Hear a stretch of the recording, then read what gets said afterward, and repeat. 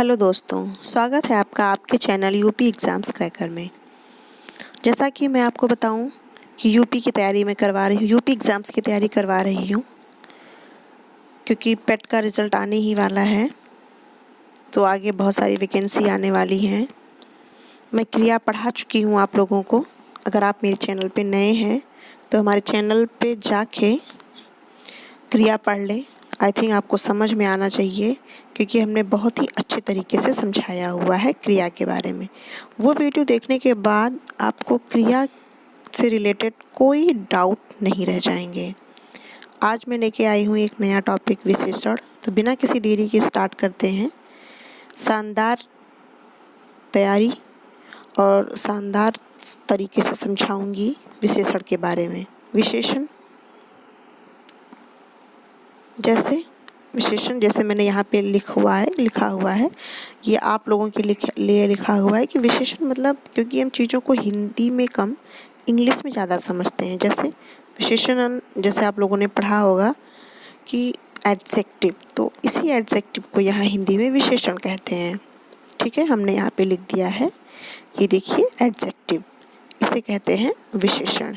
ठीक है, अब विशेषण होती क्या चीज़ है, जैसे इसकी डेफिनेशन जो है सेम ही है, परिभाषा सेम ही है, जैसे इंग्लिश में है वैसे हिंदी में। कि और स्क्रीन पे आप लोग देख पा रहे हैं, ये जो शब्द संज्ञा या सर्वनाम की विशेषता बतलाते हैं उन्हें क्या कहते हैं, विशेषण कहते हैं। ठीक है, जो शब्द संज्ञा या सर्वनाम की विशेषता बताए उसे विशेषण कहते हैं। और विशेष्य यानी कि एडवर्ब किसे कहते हैं, यानी कि विशेष्य किसे कहते हैं, कि विशेषण जिसकी विशेषता बताता है उसे विशेष्य कहते हैं। अब आते हैं इसके भेद के बारे में। तो विशेषण के 4 भेद होते हैं। ठीक है, ये अक्सर पूछता है कि विशेषण के प्रकार कितने होते हैं। तो प्रकार स्क्रीन पे आप लोग देख पा रहे हैं, गुणवाचक विशेषण, परिमाणवाचक विशेषण और संख्यावाचक विशेषण और सार्वनामिक विशेषण। ठीक है, एक एक करके हम इसके बारे में जानते हैं कि ये होता क्या है। बात करते हैं सबसे पहले गुणवाचक विशेषण। एक चीज़ मैं आपको और समझा दूं कि एक सेंटेंस के माध्यम से विशेषण और विशेष्य के बारे में। ठीक है, जैसे मैंने लिखा यहाँ पे राम बहुत अच्छा है। ठीक, यहाँ पे मैंने लिखा कि राम बहुत अच्छा है, तो यहाँ पे अच्छा किसकी विशेषता बता रहे हैं, राम की, तो ये क्या हो जाएगा, विशेषण, है ना। और विशेषण की विशेषता कौन बता रहा है, बहुत, तो ये हो जाएगा विशेष्य। ठीक है, आगे बढ़ते हैं। गुणवाचक विशेषण की तरफ बढ़ते हैं। गुणवाचक विशेषण यानी कि जिन शब्दों द्वारा संज्ञा के गुण अथवा दोष का बोध होता है उसे गुणवाचक विशेषण कहते हैं, है ना। तो गुणवाचक विशेषण के प्रमुख रूप निम्नलिखित में से क्या क्या हैं। जैसे अगर भाव की बात की जाए तो भाव में आता है शूरवीर, कायर, बलवान, दयालु, निर्दयी, तो ये सब भाव प्रकट कर रहे हैं। अब बात अगर की जाए काल की, तो अगला, पिछला, नया, पुराना, ये सब चीज़ें काल के रिलेटेड आती हैं। स्थान, तो इसी तरह से ग्रामीण स्थान, शहरी, मैदानी, पहाड़ी, पंजाबी, बिहारी, ये सब हो गए। आकार में इसी तरह से टेढ़ा मेढ़ा, सुंदर, भद्दा, लंबा, ऊंचा इत्यादि। इसी तरह से समय आप लोग देख पा रहे होंगे, तो ये सब चीज़ें याद करने के लिए हैं। रंग हो गया लाल, हरा, पीला, नीला, काला, सफ़ेद, तो ये कलर, तो ये गुण बता रहा है। गुण बताया या तो दोष, उसे क्या कहते हैं, गुणवाचक विशेषण। आगे बढ़ते हैं इसी कड़ी में, परिमाणवाचक विशेषण। ओके, परिमाणवाचक विशेषण यानी कि जिन विशेषण शब्दों द्वारा संज्ञा की मात्रा यानी कि नाप तौल का बोध होता है उसे परिमाणवाचक विशेषण कहते हैं। तो हाँ, ये तो चीज़ सही है कि ये 2 तरह की हो सकती है। एक हो सकती है निश्चित परिमाणवाचक विशेषण और एक अनिश्चित, है ना। अब चीज़ों को समझ लेते हैं कि निश्चित क्या होता है और अनिश्चित क्या होता है। निश्चित परिमाणवाचक विशेषण मतलब जैसे हो गया निश्चित परिमाणवाचक विशेषण, जैसे जिन विशेषण शब्दों से संज्ञा की निश्चित मात्रा का बोध होता है उसे निश्चित परिमाणवाचक विशेषण है।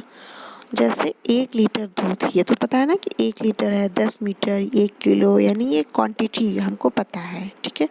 अब अनिश्चित की अगर बात की जाए तो अनिश्चित में जैसे थोड़ा हो गया, थोड़ा माने इतना भी हो सकता है, यानी इतना भी हो सकता है और इतना भी हो सकता है। थोड़ा हो गया है ना, कुछ शहद हो गया, बहुत पानी हो गया, तो ये अनिश्चित के अंतर्गत आते हैं।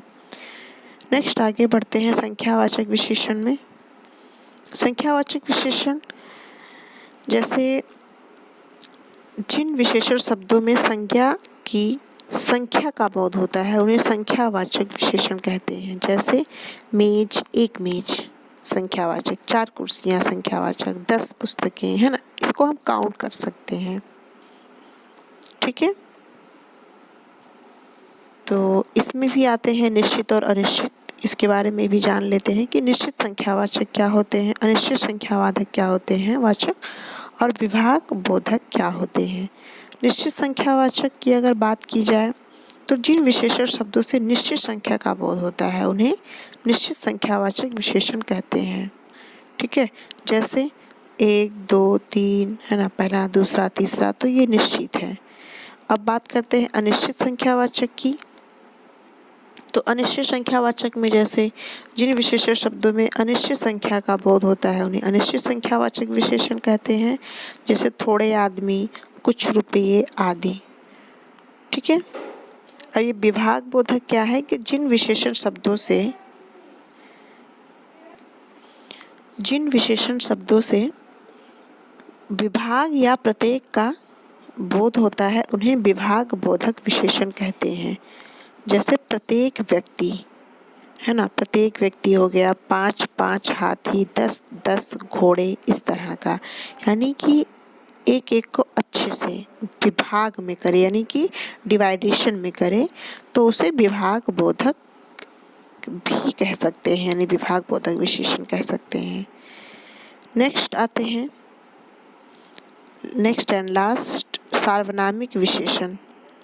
सार्वनामिक विशेषण क्या हो जाएगा, यानी कि जो सर्वनाम शब्द संख्या के लिए विशेषण का काम करते हैं, जो शब्द संज्ञा के लिए विशेषण का काम करते हैं उन्हें सार्वनामिक विशेषण कहते हैं।